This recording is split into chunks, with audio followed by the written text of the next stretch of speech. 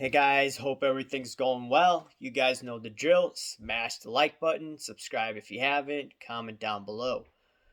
Alrighty, I'm going to get into a topic that I haven't touched base on in a while, and it's baseball. Baseball cards, yep.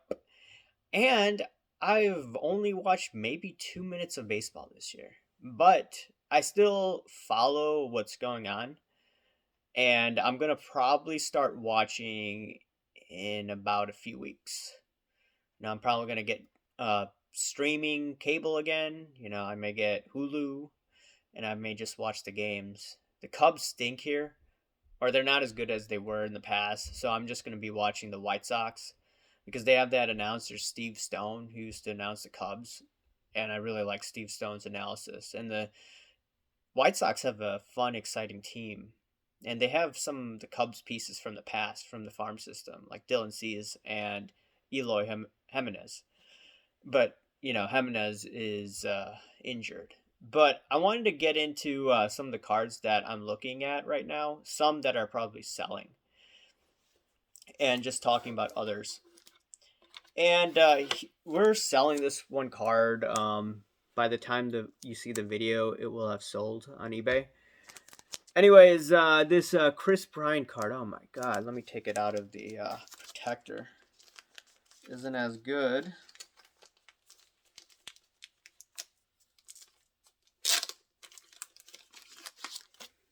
Sorry about that. So this Chris Bryant Chrome 2010, I think the pop size of it is kind of high. The sports card investor Jeff Wilson did a video on it the other day, and he said this card is on the way up. I bought this card a few years ago because I was looking at potential guys that had upside comparative to the price that I bought it at. I think I bought it at maybe $20. I don't remember, and it's going to be selling much higher. One of my first videos on this channel, I talked about baseball cards. One of the guys that I talked about, dirt cheap in November, December, was Chris Bryant. And I didn't buy it because I was talking about a bunch of players at that time. I was talking about Tatis. I was talking about Chris Bryant, KB.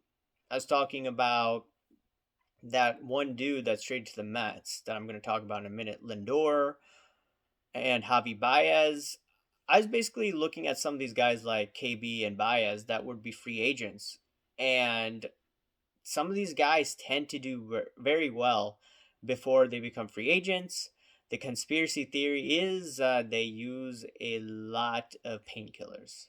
That's what I was told by some individuals. I cannot confirm or deny it. He just knows some people in the Houston organization, and we remember some pitchers that did really well right before a free agent year, and they got what, a $300 million contract. Once again, I cannot confirm or deny it. Secondly, I've noticed that if that painkiller theory is true, what would happen the next year? Well, what I've noticed, some of these guys that have signed big contracts, the next year they tend to tail off. There's Strasburg with the Nationals. He did phenomenal during the World Series with the Nationals. What, back in 2019? He was off last year. He was injured. And if you want to look at Yu Darvish before he signed the contract with the Cubs, he was injured for a year. A lot of arm issues. So I'm looking at this. I'm like, okay, that's why it's interesting to invest in players before they get the big contract. And if you want to look at another player that got a big contract, look at Lindor. I think I talked about Lindor in my last video. And I said that, okay, it's his free agent here. Well, the Mets rewarded him before he became a free agent, a huge deal. And look what happened to his numbers shortly after. He's been tanking. He's batting at what, 201, 202? That's not a good average. Yes, it's still May, and he could definitely improve. I've watched the Cubs with Rizzo. Rizzo has a slow start in April and May, and then he heats up towards the playoffs. Okay, I get that. So Lindor, if you look at mean reversion, he's bound for a recovery, and a recovery in his card prices. So I noticed that his PSA 10, I think it's the US 82, PSA 10 a few months ago sold for $405 about. And one of the auctions, maybe in the last few weeks, sold for $185. And that's a huge decrease based on his performance. And if Lindor starts to do well, that's maybe one card that could pick up, maybe taking the contrary side. I've been talking a lot about how card prices could crash, but there's still opportunities. But you have to find players that are going to be on a hot streak, not for a week, not for 2 weeks, but months. And Lindor may be one of those players. I'm not going to be doing anything. I'd like to personally buy Lindor much cheaper, when everyone writes him off, and then he has pretty good seasons afterwards.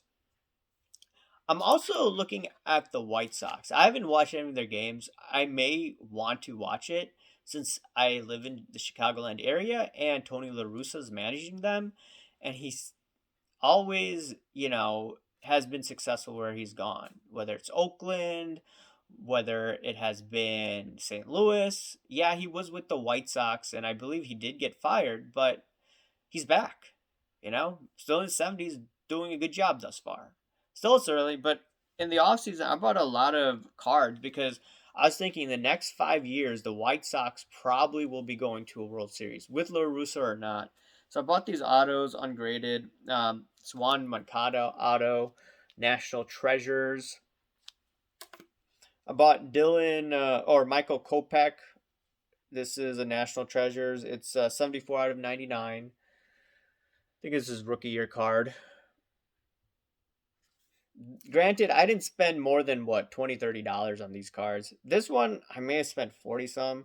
It's Eloy Jimenez, 23 out of 99. As I mentioned, this was his Cubs National Treasures.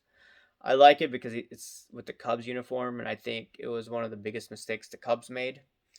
And the thing is, he's injured, and if he gets back before the playoffs, and assuming the White Sox make the playoffs, that could be an interesting play. Suppose Eloy Jimenez just does a fantastic job, bada bing, bada boom, he could be pretty good price wise in the playoffs. And I remember with the Cubs back in 2016, Kyle Schwarber, he tore, I think, his Achilles, or he had some crazy knee injury, and he became the savior of the World Series. It was amazing. It was just a fairy tale. Unfortunately, Schwarber never met his expectations after doing so well in the World Series. All right, here's a Dylan Cease card, ex-Cub. And, I don't think I spent more than $10. It's an auto card. And here's another Dylan. Whoa, that would have been a disaster. Anyways, this Dylan Cease card over here. It's also National Treasures. It's 74 out of 99 again. So, yeah, I'm looking just at these guys that no one really is looking at right now. And I may be buying some Luis Roberts and Eloy Jimenez cards if the market continues to go down. Because remember, we have the economies opening up. Even in places like Chicago, my brother sent me today that there's going to be a 60% capacity at Wrigley Field in the next few weeks. So the city is going to be opening up. And that's why you see, in my opinion, all the card market going down because, okay, we're not going to be stuck at home. We're going to be going out. We're going to be going on vacation now. We're going to be hanging out with their friends more often. Granted, I did hang out, but I think people are more, how should I say it? More willing to go outside, more willing to go in crowds. And that's a good thing. That more people will have opportunities for employment now. So, yeah, that's what I'm looking at. What are you guys looking at in terms of baseball? I know a lot of guys look at basketball, they look at football, but I strictly want to talk about baseball right now. And like I said, I haven't watched too much of baseball. And, it is kind of crazy doing a video about this, but, I still am fairly familiar with these players. And I will be watching, in the coming months ahead. Anyways, guys, I want to hear what you guys have to say. Anyways, smash the like button, subscribe if you haven't, and comment down below. And I'll talk to you another day, guys. Thank you. Bye.